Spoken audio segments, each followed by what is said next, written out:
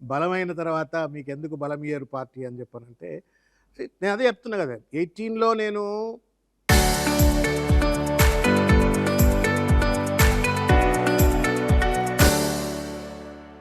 అతి తక్కువ ప్రాబల్యం పార్టీ పరంగా ఉన్నప్పటికీ కూడా నేను 35,000 ఓట్లు తెచ్చుకొని, దాని తర్వాత కూడా నేను ఖైరతాబాద్‌లో అనేక ఉద్యమాలకు నేను ముందుండి కొట్లాడినా.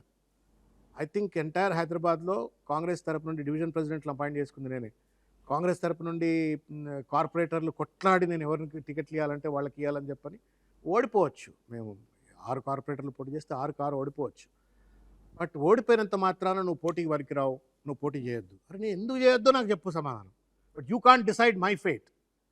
ప్రజలన్నా డిసైడ్ చేయాలా, కార్యకర్తలన్నా డిసైడ్ చేయాలి కానీ నువ్వు పైన కూర్చొని నేను పోటీకి పనికిరాను, నేను నల్లగున్నా లేదా పొట్టిగున్నా లేకపోతే నాకు ఇంకో రకంగా ఉందని చెప్పని నన్ను నువ్వు డిసైడ్ చేయకు.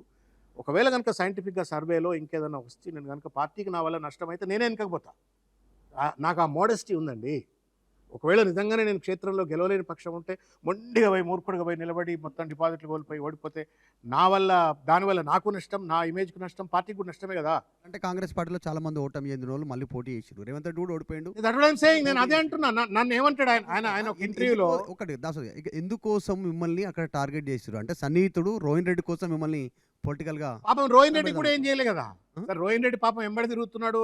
ఆయన బాగా ఆయన ముఖ్య డిఫాక్టో సీఎంగా తిరుగుతుండొచ్చు, అది పక్కకు పెట్టండి. రోహిన్ రెడ్డి కోసం మిమ్మల్ని పక్కన పెడదాం అనుకున్నా, టికెట్ ఆయనకి ఇద్దాం అనుకున్నా. ఆయన రోహిన్ రెడ్డి కోసం అనుకున్నారా లేకపోతే ఇంకొక వ్యక్తిని? మొత్తానికి శ్రవణ్ ఉండదు. లేకుంటే మీరు థ్రెట్ అనుకున్నారు ఆయనకు, రేవంత్ రెడ్డికి? సరే నేను థ్రెట్టో కాదో నాకు తెలియదు, but I think he didn't like me. ఎందుకు ఫ్యాక్ట్ చూడండి. ఇప్పుడు నేను ఆ analysis I leave it to the people and then you also. 119 సీట్లలో 101 సీట్లు ఓడిపోయినాం. మన 2023లో 119 సీట్లలో 101 సీట్లు ఓడిపోయాను. 101 సీట్లు ఓడిపోయిన దాంట్లో రేవంత్ రెడ్డి కూడా ఉన్నాడు. ఆ 101 మందిలో నేను కూడా ఉన్నా. జానారెడ్డి ఉన్నారు, డికే అరుణ గారు ఉన్నారు, చాలామంది పెద్ద పెద్ద నాయకులంతా కూడా ఓడిపోయినారు. శ్రవణ్ ఓడిపోయిండు అంటాడు. అరే నేను 35,000 ఓట్లు తెచ్చుకున్నారా బాయ్, నేను ఆల్మోస్ట్ దానం నాయందరికి చెమటలు పట్టించేంత స్థాయిలో ప్రచారం చేసినా, నేను అద్భుతంగా ఫ్రంట్ లైన్ ఫోర్స్లో ఉన్నా, ప్రజలు నాకు ఎక్సెప్ట్ చేసిండ్రు అంటే లేదంట. నువ్వు కార్పొరేటర్ కదా, నువ్వేని గెలుచుకున్నావా? 44-45 కార్పొరేటర్లు మల్కాజిగిరి పార్లమెంట్లో ఉంటే what he one was Somashekar Reddy and then Parameshwar Reddy. Somashekar Reddy are powerful leaders independent of Revanth Reddy. వాళ్ళంతా వాళ్ళే గెలిచేటోళ్ళు. నువ్వు మొత్తం 44 పార్లమెంట్ సీట్లలో 44 కార్పొరేటర్ ఉన్న పార్లమెంట్ సీట్లో నువ్వు ఎంపీగా ఉండి, సిట్టింగ్ ఎంపీగా ఉండి, పీసీ ప్రెసిడెంట్గా ఉండి నువ్వు 2 గెలుస్తావు. నేను శ్రవణ్ 6 ఓడిపోయిండు అని చెప్పని నా మీద మొత్తం 150లో మేము గెలిచింది ఆ 2 నా మీద బదనం బట్టగాల్చి. సో అట్లా కష్టపడ్డవాడిని బలహీనంగా చూపెట్టే ప్రయత్నం చేసిండు. బట్ చరిత్ర అన్న ఇప్పుడు now my job is to see that he gets down. Congress అది ఓకే, కానీ బీజేపీకి రావడం అనేది కరెక్ట్ డెసిషన్ అనేది మీది. బీజేపీకి వచ్చిన వాళ్ళు మరి బీజేపీలోనే కొనసాగుతారంటే కేవలం 2 ఏళ్ళు మాత్రమే. కరెక్ట్. అది that was one of the mistakes that I have committed. Ticket కోసం ఆశించిపోయారా? టికెట్ ఆశించబోయారా? ఇక చాలా జరిగినాయి దాంట్లో. నేను I don't want to get into deeper debates, but that was one of the mistakes that I happen. నేను అదే టైంలో డైరెక్ట్ టీఆర్ఎస్కి వచ్చినా అయిపోతుండే. అటు వెళ్ళిన తర్వాత somehow I could not digest myself. ఇంకొక స్పెక్యులేషన్ కూడా ఉంది, whether it is right are wrong మీరే ఆన్సర్ చేయాలి. బీఆర్ఎస్ పార్టీ ఎమ్మెల్యేలని బీజేపీ కొనుగోలు చేయబోతోంది. ఫామ్ హౌస్ సంబంధించిన సంఘటనని కేసీఆర్కి లేదా బీఆర్ఎస్ పార్టీకి ఇన్ఫర్మేషన్ ఇచ్చింది Dashrath Shravan. Is that true? ఎంత అమాయకం లాంటి మీరు అడిగింది పర్లేదు కానీ నేను మీతోటే ఇంట్లో చాలామంది అంటారు కేసీఆర్ గారి పొలిటికల్ ఇంటెలిజెన్స్ను, తర్వాత ఆ రోజు ఉన్నటువంటి ఒక ఈ పొలిటికల్ ఇంటెలిజెన్స్ వ్యవస్థను మొత్తం కూడా దాసోజు శ్రవణ్కి ఆ క్రెడిట్ ఇచ్చేస్తే తప్పది.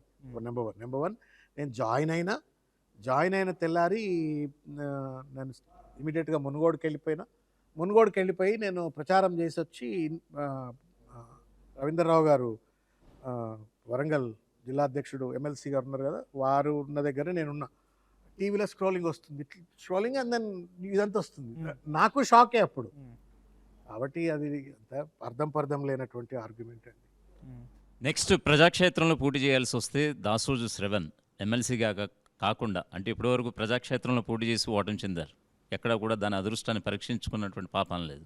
సో నెక్స్ట్ 119 నియోజకవర్గాల్లో మీ యొక్క అదృష్టమైనటువంటి నియోజకవర్గం ఏది? కేసీఆర్ని డిమాండ్ చేసే నియోజకవర్గం ఏమిటి? లేదన్నా, ఒకసారి గెలిస్తే అది అదృష్టం అయితే నేను గెలవలేదు ఇక్కడ. అదే ఎందుకు అది ఫెయిల్యూర్ అయింది? మంచికో చెడుకో ఏమైపోయింది, over a period of time నేను నల్గొండ జిల్లా, ఉమ్మడి నల్గొండ జిల్లా, ఎల్లారెడ్డిగూడెం అని నార్కట్పల్లి మండలంలో గ్రామం. ఆడపుట్టోడిని, యూనివర్సిటీకి వచ్చి ఇక్కడ చదువుకున్నా. ఇక్కడనే ఐఎమ్ స్టక్ హియర్. కాబట్టి హైదరాబాదే కర్మక్షేత్రం అయిపోయింది. అందుకే సికింద్రాబాద్ ఎంపీగా పోటీ చేసే అవకాశం వచ్చింది, ఖైరతాబాద్ ఎమ్మెల్యేగా పోటీ చేసే అవకాశం వచ్చింది. I mean how things unfold I don't know, but I'm more or less like now like a Hyderabadi. So మాటికి మీరు కాంగ్రెస్ బీజేపీ అటు జాతీయ స్థాయిలో కావచ్చు ఇటు రాష్ట్ర స్థాయిలో కావచ్చు ఇంచుమించు రెండు ఒకే వైఖరి అని చెప్తున్నటువంటి మీకు మొన్నటికి మొన్న కార్పొరేషన్ ఎన్నికల్లో మీ పార్టీ పొత్తు పెట్టుకున్నటువంటి సందర్భం మీకు గుర్తులేదా? Can you believe? నేను ఒకటి చెప్తా మీకు. అది వార్తల్లో నేను కూడా మీకు ఒకటి చెప్తా. చెప్పండి. స్థానికంగా ఉన్నటువంటి ఒక డైనమిక్స్ దృక్కోణంలో చాలా రకాలైనటువంటి ఒక పార్టీకి సంబంధం లేనటువంటి ఒప్పందాలు జరిగిపోయినాయి. నేను మీకు ఒక చిన్న ఎగ్జాంపుల్ చెప్తా. సిర్పూర్ ఆసిఫాబాద్ జిల్లా ఇన్ఛార్జ్గా నేను వెళ్ళాను. కాగజ్ నగర్లో we are very close to acquire the chairmanship. స్థానికంగా బీజేపీకి 4 ఏమో వచ్చినాయి. ఒకవేళ కనుక హరీష్ గారు అనుకుంటే ఎమ్మెల్యే హరీష్ గారు, అల్వాయ్ హరీష్ గారు, డాక్టర్. సో మనం కనుక ఒకవేళ కనుక బీజేపీతో మద్దతు తీసుకోగలిగితే, నేను I'm not trying to lie, I'm telling you truth. మద్దతు తీసుకోగలిగినట్టయితే మనం చైర్మన్షిప్ను కొట్టుకోవచ్చు, మనం తీసేసుకోవచ్చు అని నేను కేటీఆర్ గారికి ఫోన్ చేశాను. Only one answer, nothing doing, don't even entertain that idea, not even discussion.